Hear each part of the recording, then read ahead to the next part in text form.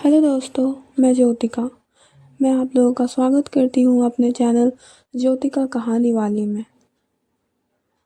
आज मैं आप लोगों को कहानी सुनाने जा रही हूँ इंतकाम ए मोहब्बत भाग 2। रेहान के बेहोश होने के बाद सब लोग रेहान के तबीयत खराब होने का जिम्मेदार आंटी को मानने लगते हैं। सब लोग आंटी को बातें सुना रहे थे। फिजा वहाँ आती है और पूछती है कि किस चीज़ की बात कर रहे हैं ये लोग, ज़रा दिखाइए मुझे, आपने इन्हें क्या खिलाया है। आंटी ने बर्फ़ी के डिब्बे को फिजा के हाथों में देते हुए कहा, बेटा मैंने कुछ नहीं किया है। फिजा, आपने इसमें कोई ड्राई फ्रूट डाले हैं? आंटी, हाँ बेटा डाले तो हैं, पर मैंने कुछ नहीं किया है बेटा।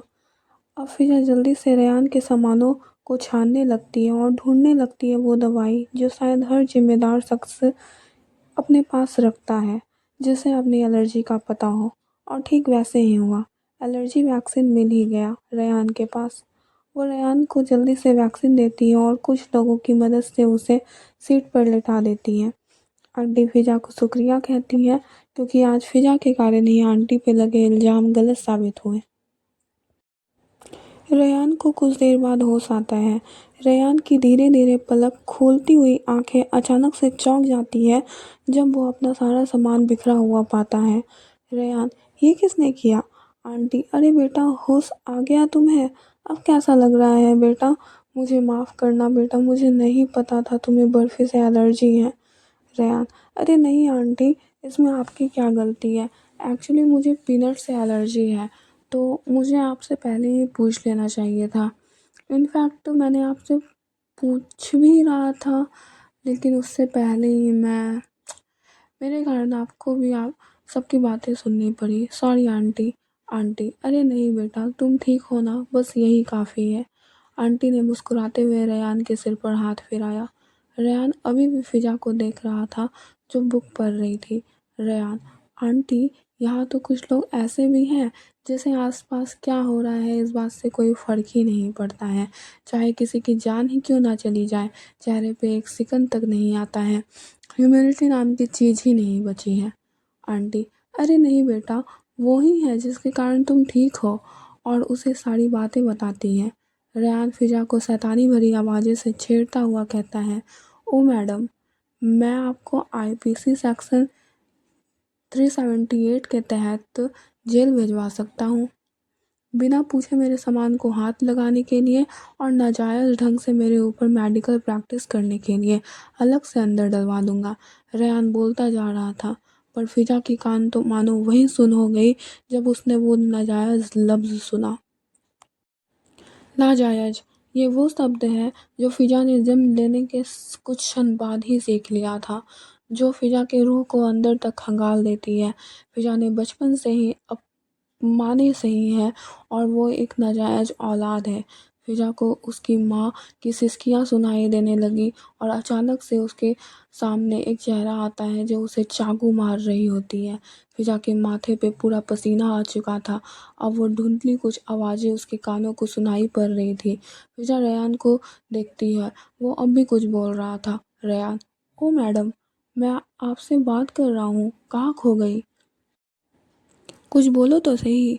गूंगी हो? अच्छा बहरी हो? रेयान उससे साइन लैंग्वेज में समझाने लगता है। फिर अपनी मेडिकल आईडी को दिखाते हुए फिजा कहती है, डॉक्टर फिजा, और हाँ, मुझे कोई शौक़ नहीं है दूसरों के सामानों को छानने की। आपकी दवाई आपको ही देने के लिए ढूंढ रही थी। रेयान, अरे आप तो बुरा मान गई, मैं तो बस यूं ही मजाक कर रहा था, शुक्रिया मेरी जान बचाने के लिए। रेयान मुस्कुराकर फिजा की तरफ हाथ मिलाने के लिए हाथ बढ़ाता है। आपसे मिलकर अच्छा लगा। फिजा, मुझे अच्छा नहीं लगा, और फिर खिड़की की तरफ वो वापस मुड़ गई। रेयान, अरे आप तो सच में बुरा मान गई, मैंने कहा ना, मैं बस मजाक कर रहा था।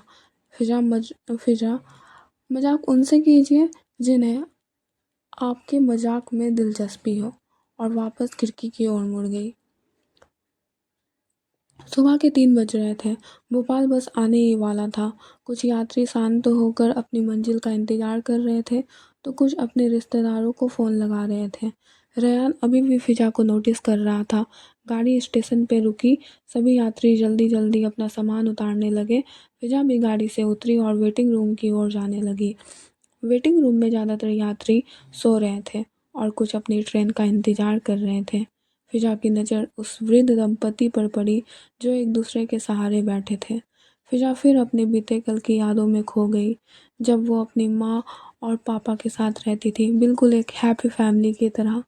लेकिन एक दिन अचानक उसके पापा चले गए, वापस आकर उसकी माँ से शादी करने का वादा देकर, पर वो आज तक नहीं आए। और फिजा को याद आने लगती है वो तमाम पल जब उसकी माँ और उसे नाजायज़ कहकर बेइज्जत किया गया, पर फिर भी फिजा की माँ ने ज़माने की परवाह किए बिना उसे अकेले पाला था और इस जालिम ज़माने ने फिजा की माँ को ही उससे छीन लिया। उस दिन की आग की लपटों में से उसकी माँ की चीख उसके कानों के पर्दों को फाड़ रहे थे और वो बातें उसके कानों में गूंज रही थी जब लोगों ने उसकी माँ के मरने का दोषी फिजा को ही बताया था, उसे नाजायज़ कहकर धुतकारा था। फिजा अपने कानों पे हाथ रखकर बड़बड़ा रही होती है, नहीं वो ऐसा नहीं कर सकती, मेरी माँ हार नहीं मान सकती। सर्दी के मौसम में पसीने से लथपथ फिजा की नज़र अपने सामने अपने सामने रखी लगेज पे जाती है जिस पे लिखा था रयान। वो पूरा नाम पढ़ ही रही होती है कि उसके सामने खड़ा था खुद रयान।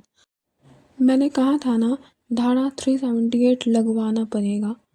वैसे तो डॉक्टर हो, पर पार्ट टाइम चोरी भी करती हो क्या? रेयान को एक और मौका मिल गया था फिजा को चिढ़ाने का।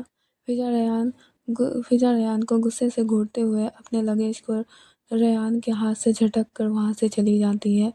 फिर अपने सामानों में ढूंढने लगती है वो चीज़ें जो हमेशा से उसके दिल के बेहद करीब थी, जिसे वो अपने से दूर कभी नहीं होने देती थी। एक बॉक्स और एक जला हुआ शॉल जिसमें यादें थे उसकी माँ की। अब अंधियारा छट गया। फिजा घर जाने के लिए स्टेशन से निकल ही रही होती है कि वो देखती है कि बाहर काफ़ी भीड़ उमड़ी हुई थी, पुलिस की तैनाती भी थी। फिजा को डर लगने लगा।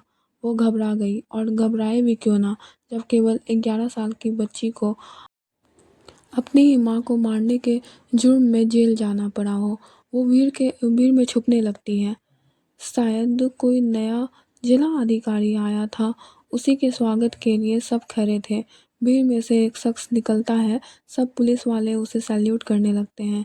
फिजा चौंक कर बोलती है, ये? फिर उसकी नज़र वेलकम बोर्ड पर गई जिस पर लिखा था, welcome to Bhopal, IAS officer Ryan Aftab Khan. कैसी लग रही है आपको ये इंतकाम मोहब्बत की कहानी? प्लीज़ लिख कर बताइएगा, और जल्दी आपके सामने लाऊंगी इसका अगला भाग। तब तक के लिए like, comment, share and subscribe please.